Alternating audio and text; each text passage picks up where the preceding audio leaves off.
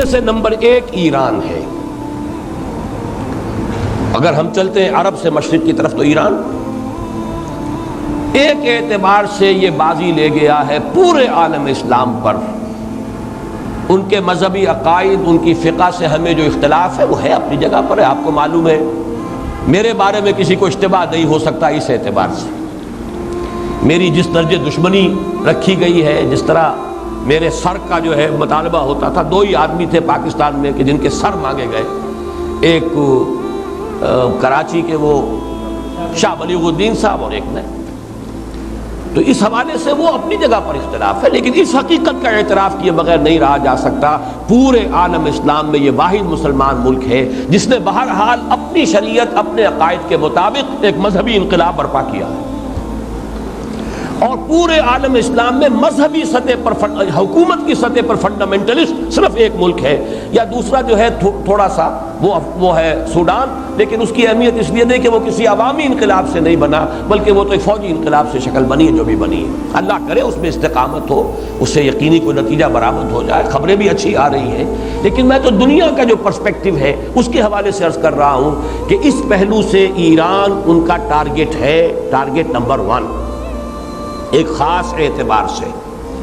Target number 1 ایک دوسرے اعتبار سے ہم ہیں، وہ میں بعد میں عرض کروں گا۔ چونکہ حکومت کی سطح پر فنڈامنٹلزم ہے اور وہ آیا ہے ایک عوامی انقلاب کے نتیجے میں، پھر ان کے پاس تیل کی دولت ہے، اس کے خلاف اکنامک سینکشنز بھی ہو جائیں تو اگر لیبیا کھڑا ہو سکتا ہے تو بہرحال وہ بھی کھڑا ہو سکتا ہے، اور نقشہ وہ دنیا کو دکھا چکا ہے کہ لڑا دے ممولے کو شہباز، یہ نقشہ بھی اس نے دکھا دیا ہے۔ یہ ہے ایران کا معاملہ۔ نمبر 2 پاکستان۔ پاکستان 400 برس کی تجدیدی مساعی کا امین ہے، امانت دار ہے۔ پورے ہندوستان میں مجدد الفسانی رحمۃ اللہ علیہ، شاہ ولی اللہ دہلوی رحمۃ اللہ علیہ، سید احمد بریلوی رحمۃ اللہ علیہ اور ان کا جہاد، پھر اس 20ویں صدی عیسوی میں یا 14ویں صدی ہجری میں علامہ اقبال جیسا مفکر، مولانا مودودی جیسا مصنف، مولانا الیاس جیسا مبلغ، شیخ الہند جیسا مجاہد حریت، پورے عالم اسلام میں ان کا پیرلل کوئی موجود نہیں۔ یہ 400 سال کی تاریخ ہے، اس کی امانت اور اس کے نتیجے میں یہاں کے مڈل کلاس میں فنڈامنٹلزم کا ایک نیوکلیس ہے،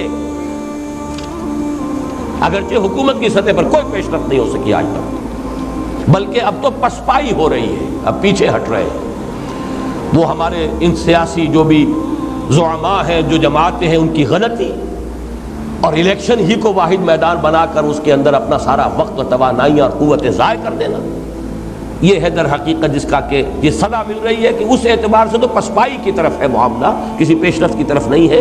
لیکن باہر والے تو دیکھتے ہیں نا کہ اندر کیا کچھ مواد موجود ہے۔ اگر مڈل کلاس میں وہ فنڈامنٹلزم کا بارود موجود ہے تو کسی بھی وقت اس کے اندر جو ہے وہ کوئی دھماکہ ہو سکتا ہے۔